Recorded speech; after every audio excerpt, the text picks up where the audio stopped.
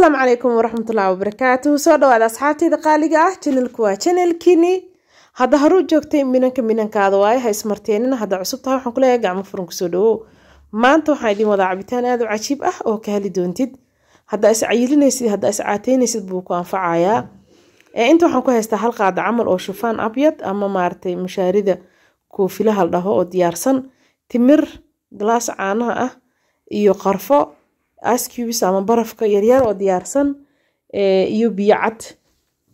intaas ayaan isku soo dardari doonaa hadii ilaahay insha Allah weelka waxaan ku soo shubanayaa caanaha adi qiyaas kugu firan ilaa adi nus litir camal waa caanaha haysto ilaa 500 ml camal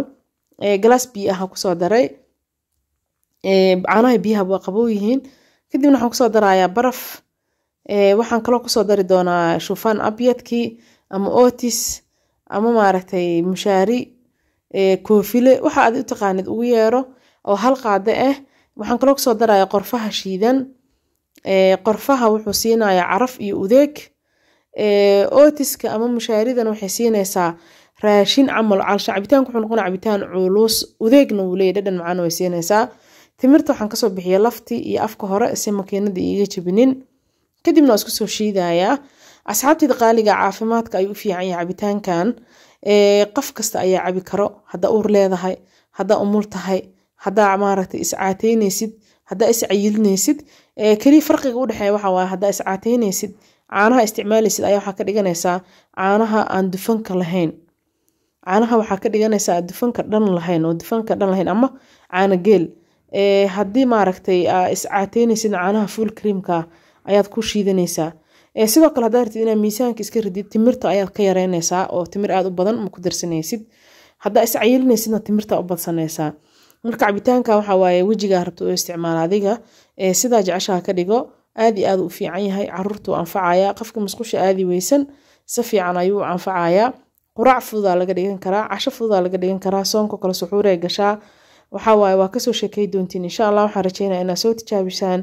qorfaha wuxuu siinayaa caraf dhadhan sidoo kale otiska wuxuu siinayaa caraf dadka qaar waxa laga yaabaa inay isdhahaan otiska maxay tahay ciiriinka ma u baahno calshaan otiska inaa kariso gooni ma ugu baahno sidaas uu ku diyaarsan yahay cabitaan waa ku darsan kartaa hadaa xataa habeenkii biyo la dhigtay subaxii waa ku quraacan kartaa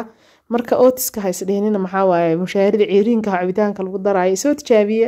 adinka akhbaariga soo siiya insha Allah waa jeclaa doontiin waa ka cabitaankeenii saasuu ku soo baxay timirta daarta u badso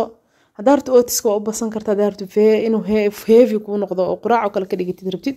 meesha hal qaado oo ku daray otis ah 3 qaado camal oo kale ku darso saayid uu kugu cuslaanaya asxaabtayda qaaliga ah waxaan ku leeyahay hada cusubta soo dhawo subscribe saar comments qurux badan ka bixi dhamaantiin isku duub waxaan ka codsanayaa video-ga inaad like saartaan feedback aan siisaan oo comments qurux badan ka tagtid asxaabtaada la wadaagtid channelkiini geeskiina ka soo koriya anigan inaan idiin soo dadaalo video idiin soo geliyo waxa insha Allah videogan hadda xilligan duubay ma dhaweyn laakiin ilaahay ma qadar inaan xilli hore soo geliyo waxaan leeyahay assalaamu calaykum wa rahmatullahi wa barakaatuh fi amaanillah.